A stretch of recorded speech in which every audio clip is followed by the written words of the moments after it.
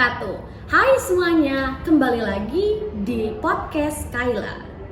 Jadi untuk topik pembicaraan kita hari ini, kita bakal lebih berfokus ke bidang sejarah. Tapi bukan sejarah tentang Indonesia yang sering kita pelajari di sekolah. Tapi kali ini, series yang berbeda, sangat spesial tentang sejarah global. Seperti yang kita tahu nih, sejarah global itu luas banget cakupannya, tapi sangat menarik untuk dipelajari. Oke, karena berkaitan dengan sejarah, jadi pada podcast kali ini aku udah ngundang salah satu tamu yang spesial banget. Dia nih ahli dalam bidang sejarah. Ini dia Kalila Aisyah. Halo semuanya. Halo Sasha, jadi gimana nih kabarnya? Baik, alhamdulillah. Oke, jadi seperti yang sudah kita briefing sebelumnya nih ya. Jadi aku bakalan bertanya-tanya nih tentang beberapa hal yang mungkin lebih mengarah ke sejarah-sejarah dunia. Nah, alias sejarah luar negeri. Jadi masalahnya sejarah luar ini kan banyak banget ya. Dan juga sebelumnya saya sempat meminta para teman-teman nih ya, penonton-penonton buat voting gitu. Apa yang bakalan kita bahas di next video gitu. Dan ternyata paling banyak request kepada saya untuk kita tuh buat video tentang sejarah-sejarah dunia gitu. Oke. Jadi kalau dari hasil voting kemarin sih ada beberapa yang pengen ngomongin tentang Perang Dunia II. Wah, menarik banget. Ada juga yang pengen tentang Perang Korea. Luar biasa, pokoknya banyak banget deh. Tapi kayaknya kita bakalan masuk nih ke organisasi aja, gimana? Boleh. Organisasi dunia. Bagus kan? Bagus.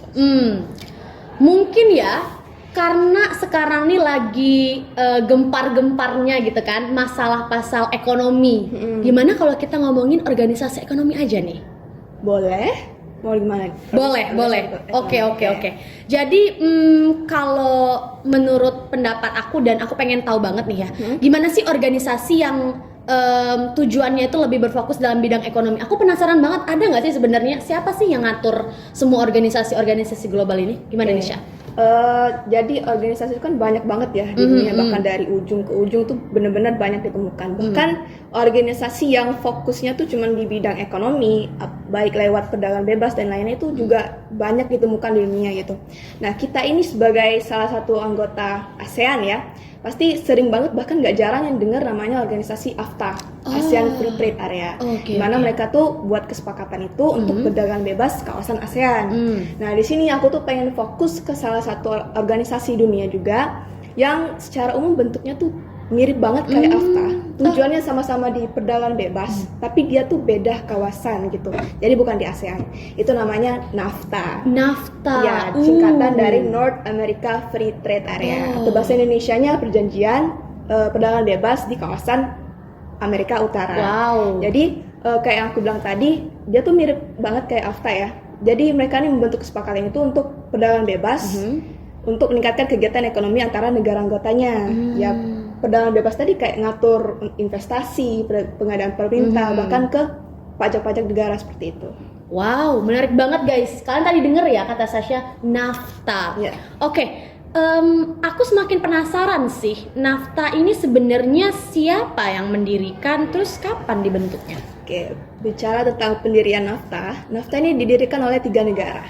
Dan di mana 3 negara ini jadi anggota NAFTA itu. Jadi kayak negara-negara lain, kayak termasuk Indonesia itu nggak boleh masuk ke NAFTA, karena memang tujuan NAFTA ini untuk 3 negara itu aja. Itu adalah Amerika, Meksiko, sama Kanada. Oh, jadi kayak organisasi regional gitu ya? Iya, bener banget. Nah, untuk bentuk tanggalnya itu mereka didirikan pada tanggal 12 Agustus 1992. Tapi banyak bilang kalau pelaksanaan dari kesepakatannya itu baru mulai awal tahun 1994 alias tanggal 1 Januari waktu itu. Oh, karena kamu tadi bilang regional cuman untuk di wilayah Amerika gitu ya? Apa itu berarti didirikannya juga di Amerika? Iya, benar. Oh, berarti didirikannya juga di Amerika? Iya, didirikan waktu itu di Amerika Utara. Tapi Amerika untuk markasnya itu benar-benar banyak. Ada di Washington DC, ada di Ottawa, bahkan di Meksiko juga ada. Wow, menarik. Semakin menarik nih guys pembahasan kita. Jadi kita udah bahas tentang siapa yang bentuk, terus kapan dibentuknya gitu kan. Sekarang aku pengen tanya sih, buat apa sebenarnya kita nih atau mereka sih, mereka mendirikan NAFTA? Oke, jadi kayak aku bilang tadi ya, mereka nih diri NAFTA untuk meningkatkan ekonomi, tapi lewat perdagangan bebas. Nah, mereka 3 anggota ini juga pengen ngilangin yang namanya hambatan yang sering banget terjadi di perdagangan internasional. Nah, aku pernah baca beberapa sumber kalau awal pembentukannya itu pada bulan April 1988 kalau nggak salah, di mana waktu itu terjadi ada yang namanya konferensi Amerika Summit di kota Chile.